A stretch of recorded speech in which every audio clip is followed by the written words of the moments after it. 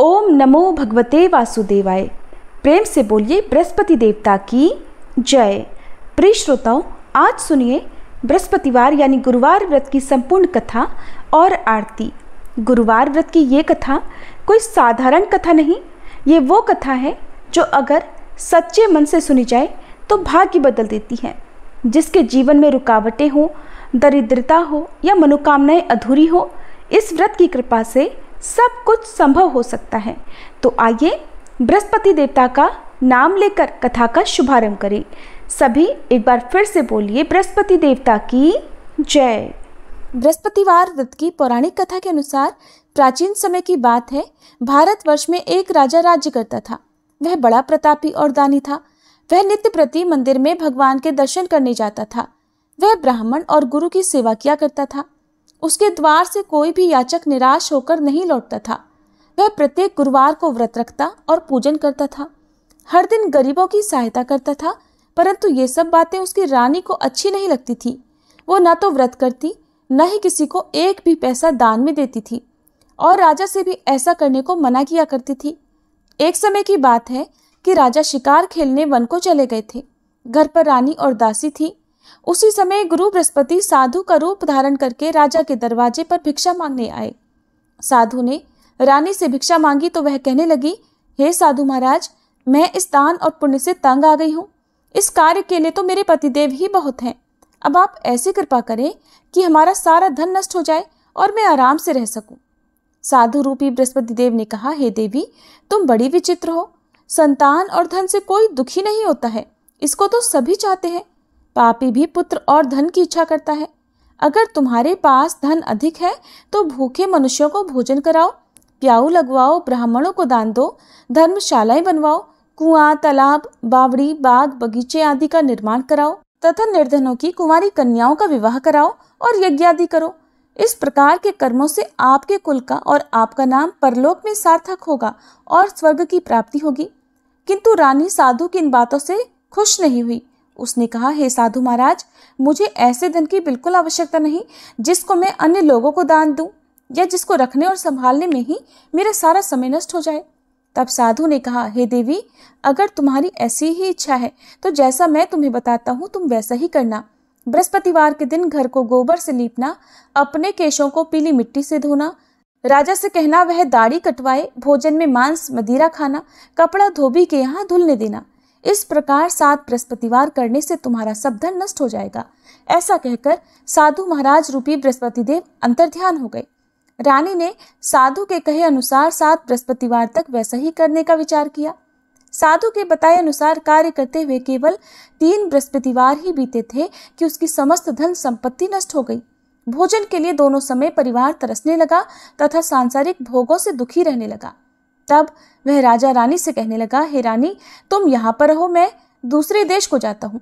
क्योंकि यहाँ पर मुझे सभी मनुष्य जानते हैं, इसलिए मैं यहाँ कोई काम नहीं कर सकता। मैं परदेश जा रहा हूँ, वहाँ कोई काम धंधा करूँगा, शायद हमारे भाग्य बदल जाए। ऐसा कहकर राजा परदेश चला गया। वह वहाँ जंगल से लकड़ी काट कर लाता और शहर में बेचता। इस तरह जीवन व्यतीत करने लगा। इधर राजा के बिना रानी और दासियां दुखी रहने लगी। किसी दिन भोजन मिलता और किसी दिन जल पीकर ही रह जाती। एक बार रानी और दासियों को 7 दिन तक बिना भोजन के रहना पड़ा। तो रानी ने अपनी दासी से कहा, हे दासी, यहाँ पास ही के नगर में मेरी बहन रहती है, वह बड़ी धनवान है। तू उसके पास जा और वहां से 5 सेर बेझर मांग कर ले आ, जिससे कुछ समय के लिए गुजर हो जाएगा। दासी रानी की बहन के पास गई। रानी की बहन उस समय पूजा कर रही थी। दासी ने रानी की बहन से कहा, हे रानी, मुझे आपकी बहन ने भेजा है, मुझे 5 सेर बेझर दे दो। दासी ने ये बात अनेक बार कही, परंतु रानी की बहन ने कोई उत्तर नहीं दिया, क्योंकि उस समय वह बृहस्पतिवार की कथा सुन रही थी। जब दासी को रानी की बहन से कोई उत्तर नहीं मिला तो वह बहुत दुखी हुई। उसे क्रोध भी आया। वह लौटकर रानी से बोली, हे रानी, आपकी बहन तो बहुत ही घमंडी है। वह तो छोटे लोगों से बात भी नहीं करती। मैंने उससे बहुत बार कहा, लेकिन उसने कोई उत्तर नहीं दिया। मैं वापस चली आई। रानी बोली, हे दासी, इसमें उसका कोई दोष नहीं है। जब बुरे दिन आते हैं तब कोई सहारा नहीं देता। अच्छे बुरे का पता विपत्ति में ही लगता है। अब तो जो ईश्वर की इच्छा होगी वही होगा। ये सब हमारे भाग्य का दोष है। उधर रानी की बहन ने सोचा कि मेरी बहन की दासी आई थी, परंतु मैं उससे नहीं बोली। इससे वह बहुत दुखी हुई होगी। अतः कथा सुनकर और विष्णु भगवान का पूजन समाप्त कर वह अपनी बहन के घर आई और कहने लगी, हे बहन, मैं बृहस्पतिवार का व्रत कर रही थी।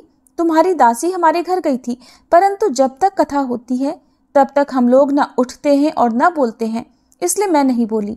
कहो दासी क्यों गई थी? रानी बोली, बहन, हमारे घर अनाज नहीं था। वैसे तुमसे कोई बात छिपी नहीं है, इस कारण मैंने दासी को तुम्हारे पास 5 सेर बेजर लेने के लिए भेजा था। रानी की बहन बोली, बहन देखो, बृहस्पति भगवान सबकी मनोकामनाएं पूर्ण करते हैं। देखो, शायद तुम्हारे घर में अनाज रखा हो। ये सुनकर दासी घर के अंदर गई तो वहां उसे एक घड़ा बेजर का मिल गया। उसे बड़ी हैरानी हुई, क्योंकि उसने एक एक बर्तन देख लिया था। उसने बाहर आकर रानी को बताया। दासी अपनी रानी से कहने लगी, हे रानी देखो, वैसे हमको जब अन्न नहीं मिलता तब हम रोज व्रत ही तो करते हैं। अगर इनसे व्रत की विधि और कथा पूछ ली जाए तो उसे हम भी किया करेंगे। दासी के कहने पर रानी ने अपनी बहन से बृहस्पतिवार व्रत के बारे में पूछा। उसकी बहन ने बताया, हे रानी बहन, बृहस्पतिवार को सूर्योदय से पहले उठकर स्नान करके बृहस्पतिवार का व्रत करना चाहिए, लेकिन उस दिन सिर नहीं धोना चाहिए। बृहस्पतिवार के व्रत में चने की दाल और मुनक्का से विष्णु भगवान का केले के वृक्ष की जड़ में पूजन करें तथा दीपक जलावे। उस दिन एक ही समय भोजन करें। भोजन पीले खाद्य पदार्थ का करें और कथा सुने। इस प्रकार करने से गुरु भगवान प्रसन्न होते हैं, अन्न पुत्र धन देते हैं, मनोकामना पूर्ण करते हैं। व्रत और पूजन की विधि बताकर रानी की बहन अपने घर लौट गई। रानी और दासी दोनों ने निश्चय किया कि बृहस्पति देव भगवान का पूजन जरूर करेंगे। 7 दिन बाद जब बृहस्पतिवार आया तो उन्होंने व्रत रखा। गुड़साल में जाकर चना और गुड़ बीन लाई तथा उसकी दाल से केले की जड़ तथा विष्णु भगवान का पूजन किया। अब पीला भोजन कहाँ से आए? दोनों बड़ी दुखी हुई, परंतु उन्होंने व्रत किया था, इस कारण बृहस्पति देव भगवान प्रसन्न थे। एक साधारण व्यक्ति के रूप में वे 2 थालों में सुंदर पीला भोजन लेकर आए और दासी को देकर बोले, हे दासी, ये भोजन तुम्हारे और रानी के लिए है, तुम दोनों कर लेना। दासी भोजन पाकर बहुत प्रसन्न हुई और रानी से बोली, रानी जी भोजन कर लो। रानी को भोजन आने के बारे में कुछ नहीं पता था, इसलिए वह दासी से बोली, जा तू ही भोजन कर, क्यों तू व्यर्थ में हमारी हंसी उड़ाती है। तब दासी बोली, रानी, एक व्यक्ति भोजन दे गया है। तब रानी कहने लगी, वो भोजन तेरे लिए ही देकर गया है, तू ही भोजन कर। दासी ने कहा, वह व्यक्ति हम दोनों के लिए 2 थालों में भोजन देकर गया है, इसलिए मैं और आप दोनों ही साथ साथ भोजन करेंगे। फिर दोनों ने गुरु भगवान को नमस्कार कर भोजन किया। उसके बाद से वे प्रत्येक बृहस्पतिवार को गुरु भगवान का व्रत और पूजन करने लगी। बृहस्पति भगवान की कृपा से उनके पास धन हो गया, परंतु रानी फिर पहले की तरह से आलस्य करने लगी। तब दासी बोली, देखो रानी, तुम पहले भी इसी प्रकार आलस्य करती थी। तुम्हें धन रखने में कष्ट होता था, इस कारण सभी धन नष्ट हो गया। अब गुरु भगवान की कृपा से धन मिला है तो तुम्हें फिर आलस्य होता है। बड़ी मुसीबतों के बाद हमने ये धन पाया है, इसलिए हमें दान पुण्य करना चाहिए। तुम भूखे मनुष्यों को भोजन कराओ, प्याऊ लगवाओ, ब्राह्मणों को दान दो, कुआं, तालाब, बावड़ी आदि का निर्माण करवाओ, मंदिर पाठशाला बनवाकर दान दो, कुंवारी कन्याओं का विवाह करवाओ, धन को शुभ कार्यों में खर्च करो, जिससे तुम्हारे कुल का यश बढ़े और स्वर्ग प्राप्त हो और पितर भी प्रसन्न हो। दासी की बात मानकर रानी ने इसी प्रकार के कर्म करने प्रारंभ कर दिए, जिससे उनका काफी यश फैलने लगा। एक दिन रानी और दासी आपस में विचार करने लगी कि न जाने राजा किस दशा में होंगे, उनकी कोई खोज खबर नहीं है। उन्होंने बृहस्पति देव से प्रार्थना की और तब भगवान ने रात्रि में राजा को स्वप्न में कहा, हे राजा उठ, तेरी रानी तुझको याद करती है, अब अपने देश को वापस लौट जा। राजा प्रातःकाल उठकर जंगल से लकड़ियां काट कर लाने के लिए जंगल की ओर चल पड़ा। जंगल से गुजरते हुए वह सोचने लगा, रानी की गलती से उसे कितने दुख भोगने पड़े। राजपाट छोड़कर उसे जंगल में आकर रहना पड़ा। जंगल से लकड़ियां काटकर उन्हें बेचकर गुजारा करना पड़ा। उसी समय उस जंगल में बृहस्पति देव एक साधु का रूप धारण करके आए और राजा के पास आकर बोले, हे लकड़हारे, तुम इस सुनसान जंगल में किस चिंता में बैठे हो, मुझे बतलाओ। यह सुनकर राजा की आंखों में आंसू भर आए और साधु की वंदना करके वह बोला, हे प्रभु, आप सब कुछ जानने वाले हैं। ऐसा कहकर राजा ने साधु को अपनी संपूर्ण कथा सुना दी। महात्मा दयालु होते हैं। वे राजा से बोले, हे राजा, तुम्हारी पत्नी ने बृहस्पति देव के प्रति अपराध किया था, जिसके कारण तुम्हारी ये दशा हुई। अब तुम किसी प्रकार की चिंता मत करो, भगवान तुम्हें पहले से अधिक धन देंगे। देखो, तुम्हारी पत्नी ने बृहस्पतिवार का व्रत करना प्रारंभ कर दिया है। अब तुम भी बृहस्पतिवार का व्रत करके चने की दाल और गुड़ जल के लोटे में डालकर केले का पूजन करो। फिर कथा कहो या सुनो, भगवान तुम्हारी सब मनोकामनाओं को पूर्ण करेंगे। साधु को प्रसन्न देखकर राजा बोला, हे प्रभु, मुझे लकड़ी बेचकर इतना पैसा नहीं मिलता जिससे भोजन करने के उपरांत कुछ बचा सकूं, और मैंने रात्रि में अपनी रानी को व्याकुल देखा है। मेरे पास कोई साधन नहीं जिससे समाचार जान सकूं। फिर मैं बृहस्पति देव की क्या कहानी कहूं? मुझे तो कुछ भी नहीं मालूम है। साधु ने कहा, हे राजा, तुम किसी बात की चिंता मत करो। बृहस्पतिवार के दिन तुम रोजाना की तरह लकड़ियां लेकर शहर में जाओ। तुम्हें रोज से 2 गुना धन प्राप्त होगा, जिससे तुम भलीभांति भोजन कर लोगे और बृहस्पति देव की पूजा का सामान भी आ जाएगा। बृहस्पतिवार की कथा इस प्रकार है। प्राचीन काल में एक बहुत ही निर्धन ब्राह्मण था। उसकी कोई संतान नहीं थी। वह नित्य पूजा पाठ करता, परंतु उसकी पत्नी बहुत मलिनता के साथ रहती थी। वो न तो स्नान करती और न किसी देवता का पूजन करती थी। प्रातःकाल उठते ही सबसे पहले भोजन करती, बाद में कोई अन्य कार्य करती। ब्राह्मण देवता बहुत दुखी रहते थे। पत्नी को बहुत समझाते, किंतु कोई परिणाम नहीं निकलता। भगवान की कृपा से ब्राह्मण की पत्नी के कन्या उत्पन्न हुई। वह कन्या अपने पिता के घर में बड़ी होने लगी। वह बालिका प्रातः स्नान करके भगवान विष्णु का जप करती। वह बचपन से ही बृहस्पतिवार का व्रत भी करने लगी थी। पूजा पाठ समाप्त कर स्कूल जाती तो अपनी मुट्ठी में जौ भरकर ले जाती और पाठशाला जाने के मार्ग में डालती जाती। वही जौ सोने के हो जाते तो लौटते समय उनको बीनकर घर ले आती।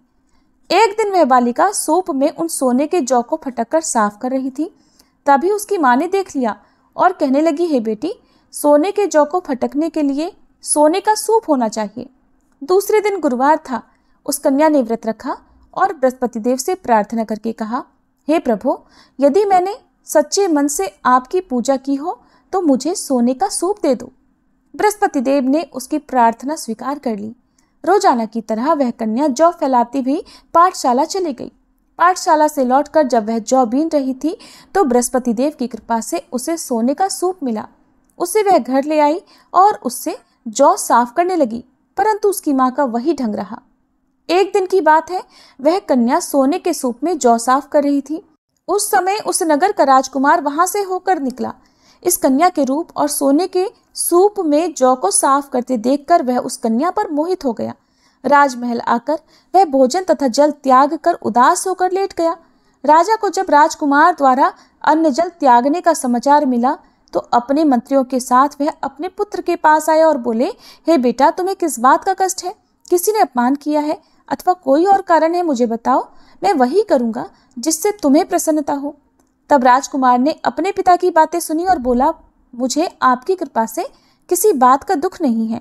किसी ने मेरा अपमान नहीं किया है, परंतु मैं उस लड़की के साथ विवाह करना चाहता हूँ जो सोने के सूप में जौ साफ कर रही थी। ये सुनकर राजा आश्चर्य में पड़ गया और बोला, हे बेटा, इस तरह की कन्या का पता तुम ही लगाओ। मैं उसके साथ तुम्हारा विवाह अवश्य ही करवा दूंगा। राजकुमार ने राजा को उस लड़की के घर का पता बतलाया। मंत्री उस लड़की के घर गया और राजा का आदेश ब्राह्मण को सुनाया। कुछ ही दिन बाद ब्राह्मण की कन्या का विवाह राजकुमार के साथ संपन्न हो गया। कन्या के घर से जाते ही उस ब्राह्मण देवता के घर में पहले की तरह गरीबी का वास हो गया। अब भोजन के लिए भी अन्न बड़ी मुश्किल से मिलता था। एक दिन दुखी होकर ब्राह्मण अपनी पुत्री से मिलने गया। बेटी ने पिता की दुखी अवस्था को देखा और अपनी माँ का समाचार पूछा। ब्राह्मण देवता ने सभी हाल कह सुनाया। तब कन्या ने बहुत सारा धन देकर अपने पिता को विदा कर दिया। इस तरह ब्राह्मण का कुछ समय सुखपूर्वक बीता, लेकिन कुछ दिन बाद फिर वही हाल हो गया। ब्राह्मण फिर अपनी कन्या के यहाँ गया और सभी हाल कहा तो पुत्री कहने लगी, हे पिताजी, आप माताजी को यहाँ लिवा लाओ, मैं उन्हें वह विधि बता दूंगी जिससे गरीबी दूर हो जाए। अब ब्राह्मण देवता अपनी पत्नी को साथ लेकर अपनी पुत्री के पास राजमहल में पहुंचे तो पुत्री अपनी माँ को समझाने लगी, हे माँ, तुम प्रातःकाल उठकर प्रथम स्नानादि करके विष्णु भगवान का पूजन करो तो सब दरिद्रता दूर हो जाएगी। परंतु उसकी माँ ने उसकी एक बात नहीं मानी। वह प्रातःकाल उठकर अपनी पुत्री का बचा जूठन खा लेती थी। एक दिन उसकी पुत्री को बहुत गुस्सा आया।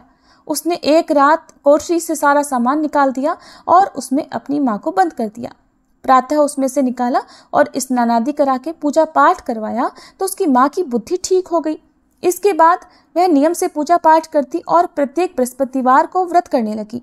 इस व्रत के पुण्य प्रभाव से उसकी माँ भी बहुत धनवान हो गई और बृहस्पति देवता के प्रभाव से स्वर्ग को गई। वह ब्राह्मण भी सुख पूर्वक इस लोक का सुख भोग कर स्वर्ग को प्राप्त हुए। इस तरह कहानी कहकर साधु महाराज वहां से लोप हो गए। धीरे धीरे समय बीतने पर फिर बृहस्पतिवार का दिन आया। राजा जंगल से लकड़ी काटकर किसी शहर में बेचने गए। उसे उस दिन और दिनों से अधिक धन मिला। राजा ने चना गुड़ आदि लाकर बृहस्पतिवार का व्रत किया। उस दिन से उसके सभी क्लेश दूर हुए। परंतु जब अगला गुरुवार का दिन आया तो वह बृहस्पतिवार का व्रत करना भूल गया। इस कारण बृहस्पति भगवान नाराज हो गए। उस दिन उस नगर के राजा ने विशाल यज्ञ का आयोजन किया तथा अपने समस्त राज्य में घोषणा करवा दी कि कोई भी मनुष्य अपने घर में भोजन ना बनाए और आग भी न जलाए। समस्त जनता मेरे यहाँ भोजन करने आए। इस आज्ञा को जो न मानेगा उसको फांसी की सजा दी जाएगी। राजा की आज्ञा अनुसार राज्य के सभी निवासी राजा के भोज में सम्मिलित हुए, लेकिन लकड़हारा कुछ देर से पहुंचा, इसलिए राजा उसको अपने साथ महल में ले गए। जब राजा लकड़हारे को भोजन करा रहे थे तो रानी की दृष्टि उस खूंटी पर पड़ी जिस पर उसका हार लटका हुआ था। उसे हार खूंटी पर लटका दिखाई नहीं दिया। रानी को निश्चय हो गया कि मेरा हार उस लकड़हारे ने चुरा लिया है। उसी समय सैनिक बुलवाकर उसको कैद खाने में डलवा दिया। जब लकड़हारा कारागार में पड़ गया तो बहुत दुखी होकर विचार करने लगा कि न जाने कौन से पूर्व जन्म के कर्म से मुझे ये दुख प्राप्त हुआ है, और उसी साधु को याद करने लगा जो जंगल में मिला था। तत्काल बृहस्पति देव साधु के रूप में प्रकट हो गए और उसकी दशा को देखकर कहने लगे, अरे मूर्ख, तूने बृहस्पति देवता की कथा नहीं की, इस कारण तुझे दुख प्राप्त हुआ है। अब चिंता मत कर, बृहस्पतिवार के दिन कारागार के दरवाजे पर 4 पैसे पड़े मिलेंगे। उनसे तू बृहस्पति देव की पूजा करना तो तेरे सभी कष्ट दूर हो जाएंगे। अगले बृहस्पतिवार उसे कारागार के द्वार पर 4 पैसे पड़े मिले। राजा ने पूजा का सामान मंगवाकर कथा कही और प्रसाद बांटा। उसी रात्रि को बृहस्पति देव ने उस नगर के राजा को स्वप्न में कहा, हे राजा, तूने जिस आदमी को कारागार में बंद करा दिया है वह निर्दोष है, वह राजा है, उसे छोड़ देना। रानी का हार उसी खूंटी पर लटका हुआ है। अगर तू ऐसा नहीं करेगा तो मैं तेरे राज्य को नष्ट कर दूंगा। राजा प्रातःकाल उठा और खूंटी पर हार टंगा देखकर लकड़हारे को बुलाकर क्षमा मांगी तथा राजा के योग्य सुंदर वस्त्र आभूषण भेंट कर उसे विदा किया। गुरुदेव की आज्ञा अनुसार राजा अब अपने नगर को चल दिया। राजा जब नगर के निकट पहुंचा तो उसे बड़ा ही आश्चर्य हुआ। नगर में पहले से अधिक बाग, तालाब और कुएं तथा बहुत सी धर्मशाला, मंदिर आदि बने हुए हैं। राजा ने पूछा कि ये किसका बाग और धर्मशाला है। तब नगर के सब लोग कहने लगे, ये सब रानी और दासी द्वारा बनवाए गए हैं। राजा को आश्चर्य हुआ और गुस्सा भी आया। जब रानी ने खबर सुनी कि राजा आ रहे हैं तो उसने अपनी दासी से कहा, हे दासी, देख, राजा हमको कितनी बुरी हालत में छोड़ गए थे। वह हमारी ऐसी हालत देख कर लौट ना जाए, इसलिए तो दरवाजे पर खड़ी हो जा। रानी की आज्ञा अनुसार दासी दरवाजे पर खड़ी हो गई। जब राजा आए तो उन्हें अपने साथ महल में लिवा लाई। तब राजा ने क्रोध करके अपनी तलवार निकाली और पूछने लगा, बताओ, ये धन तुम्हें कैसे प्राप्त हुआ है। तब रानी ने बताया, हमें ये सब धन बृहस्पति देव के व्रत के प्रभाव से प्राप्त हुआ है। राजा ने तब निश्चय किया कि 7 रोज बाद तो सभी बृहस्पति देव का पूजन करते हैं, परंतु मैं रोजाना दिन में 3 बार कथा कहा करूंगा तथा रोज व्रत किया करूंगा। अब हर समय राजा के दुपट्टे में चने की दाल बंधी रहती तथा दिन में 3 बार वह कथा कहता। एक दिन राजा ने विचार किया कि चलो अपनी बहन के यहाँ हो आवे। इस तरह का निश्चय कर राजा घोड़े पर सवार होकर अपनी बहन के यहाँ चल पड़ा। रास्ते में उसने देखा कि कुछ आदमी एक मुर्दे को लिए जा रहे हैं। उन्हें रोककर राजा कहने लगा, अरे भाइयों, मेरी बृहस्पतिवार की कथा सुन लो। वे बोले, लो, हमारा तो आदमी मर गया है, इसको अपनी कथा की पड़ी है। परंतु कुछ आदमी बोले, अच्छा कहो, हम तुम्हारी कथा भी सुनेंगे। राजा ने दाल निकाली और कथा कहनी शुरू कर दी। जब कथा आधी हुई तो वह मुर्दा हिलने लगा और जब कथा समाप्त हुई तो राम राम करके वह मनुष्य खड़ा हो गया। राजा आगे बढ़ा, उसे चलते चलते शाम हो गई। आगे मार्ग में उसे किसान खेत में हल चलाता मिला। राजा उससे बोला, अरे भैया, तुम मेरी बृहस्पतिवार की कथा सुन लो। किसान बोला, जब तक मैं तेरी कथा सुनूंगा तब तक 4 हरैया जोत लूंगा। जा अपनी कथा किसी और को सुनाना। राजा आगे चलने लगा। राजा के हटते ही बैल पछाड़ खाकर गिर गए तथा किसान के पेट में बहुत जोर से दर्द होने लगा। उसी समय किसान की माँ रोटी लेकर आई। उसने जब ये देखा तो अपने पुत्र से सब हाल पूछा। बेटे ने सभी हाल बता दिया। बुढ़िया दौड़ी दौड़ी उस घुड़सवार के पास गई और उससे बोली, मैं तेरी कथा सुनूंगी, तू अपनी कथा मेरे खेत पर ही चलकर कहना। राजा ने लौटकर बुढ़िया के खेत पर जाकर कथा कही, जिसके सुनते ही बैल खड़े हो गए और किसान के पेट का दर्द भी बंद हो गया। अब राजा अपनी बहन के घर पहुंच गया। बहन ने भाई की खूब मेहमानी की। दूसरे दिन प्रातःकाल राजा जगा तो देखने लगा कि सब लोग भोजन कर रहे हैं। राजा ने अपनी बहन से पूछा कि ऐसा कोई मनुष्य है जिसने भोजन ना किया हो, जो मेरी बृहस्पतिवार की कथा सुन ले। तो बहन बोली, हे भैया, ये देश ऐसा ही है। पहले यहाँ के लोग भोजन करते हैं, बाद में अन्य कोई काम करते हैं। अगर पड़ोस में कोई हो तो देख कर आती हूँ। ऐसा कहकर बहन देखने चली, परंतु उसे कोई भी ऐसा व्यक्ति नहीं मिला जिसने भोजन नहीं किया हो। फिर वह एक कुम्हार के घर गई जिसका लड़का बीमार था। उसे पता चला कि उसके यहाँ 3 दिन से किसी ने भोजन नहीं किया है। रानी ने अपने भाई की कथा सुनने के लिए कुम्हार से कहा तो वह तैयार हो गया। तब राजा ने जाकर बृहस्पतिवार की कथा कही, जिसको सुनकर उसका लड़का ठीक हो गया। अब तो राजा की प्रशंसा होने लगी। एक दिन राजा ने अपनी बहन से कहा, हे बहन, अब मैं अपने घर जाऊंगा, तुम भी तैयार हो जाओ। राजा की बहन ने अपनी सास से अपने भाई के साथ जाने की आज्ञा मांगी तो सास बोली, चली जा, परंतु अपने लड़कों को मत ले जाना, क्योंकि तेरे भाई की कोई संतान नहीं होती है। बहन ने अपने भाई से कहा, हे भैया, मैं तो चलूंगी, परंतु कोई बालक नहीं जाएगा। राजा ने कहा, जब कोई बालक नहीं चलेगा तब तुम भी जाकर क्या करोगी। फिर दुखी मन से राजा अपने नगर को लौट आया। राजा ने अपनी रानी से कहा, हम निसंतान हैं, इसलिए हमारे घर आना कोई पसंद नहीं करता। हम निर्वंशी राजा हैं। ऐसा कहकर वह बिना भोजन आदि किए शैया पर लेट गया। रानी बोली, हे प्रभु, बृहस्पति देव ने हमें सब कुछ दिया है, वे हमें संतान भी अवश्य देंगे। उसी रात बृहस्पति देव ने राजा को स्वप्न में कहा, हे राजा, उठ, सभी सोच त्याग दे, तेरी रानी गर्भ से है। राजा को यह जानकर बड़ी प्रसन्नता हुई। 9वें महीने रानी के गर्भ से एक सुंदर पुत्र पैदा हुआ। जब राजा की बहन ने यह शुभ समाचार सुना तो वह बहुत खुश हुई तथा बधाई लेकर अपने भाई के यहाँ आई। तभी रानी ने कहा, घोड़ा चढ़कर तो नहीं आई, गधा चढ़ी आई। राजा की बहन बोली, भाई, मैं इस प्रकार न कहती तो तुम्हें संतान कैसे मिलती। बृहस्पति देव ऐसे ही हैं, जिसके मन में जो कामनाएं रहती हैं सभी को पूर्ण करते हैं। जो सद्भावना पूर्वक बृहस्पतिवार का व्रत करता है और कथा पढ़ता है अथवा सुनता है, दूसरों को सुनाता है, बृहस्पति देव उसकी सभी मनोकामनाएं पूर्ण करते हैं। बृहस्पति देव उनकी सदैव रक्षा करते हैं। जो संसार में सद्भावना और सच्चे मन से बृहस्पति देव का पूजन करते हैं, उनकी सभी मनोकामनाएं उसी प्रकार पूर्ण होती हैं जैसे रानी और राजा ने बृहस्पति देव की कथा का गुणगान किया, उनकी सभी इच्छाएं बृहस्पति देव ने पूर्ण की। कथा सुनकर भक्तों को हृदय से बृहस्पति देव की जय जयकार करनी चाहिए। सभी बोलिए बृहस्पति देवता की जय। अब सुनिए बृहस्पति देवता की आरती। ओम जय बृहस्पति देवा, स्वामी जय बृहस्पति देवा। छिन छिन भोग लगाऊं, कदली फल मेवा। ओम जय बृहस्पति देवा। तुम पूर्ण परमात्मा, तुम अंतर्यामी, स्वामी तुम अंतर्यामी। जगत पिता जगदीश्वर, जगत पिता जगदीश्वर, तुम सबके स्वामी। ओम जय बृहस्पति देवा। चरणामृत निज निर्मल, सब पातक हरता, स्वामी सब पातक हरता। सकल मनोरथ दायक, सकल मनोरथ दायक, कृपा करो भरता। ओम जय बृहस्पति देवा।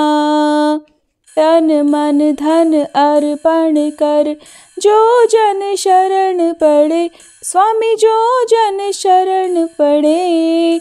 प्रभु प्रकट तब होकर, प्रभु प्रकट तब होकर, आकर द्वार खड़े।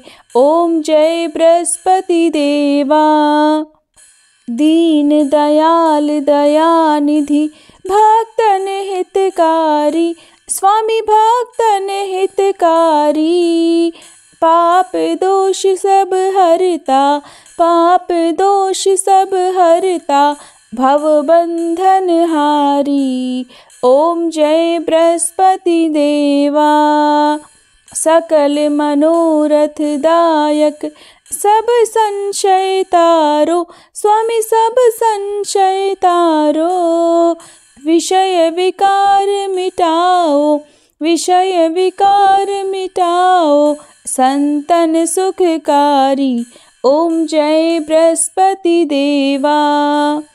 जो कोई आरती तेरी प्रेम सहित गावे, स्वामी प्रेम सहित गावे। ज्येष्ठानंद बंद सो निश्चय पावे। ओम जय बृहस्पति देवा, ओम जय बृहस्पति देवा, स्वामी जय बृहस्पति देवा। छिन छिन भोग लगाऊं, कदली फल मेवा। ओम जय बृहस्पति देवा। प्रेम से बोलिए बृहस्पति देवता की जय। श्री विष्णु भगवान की जय।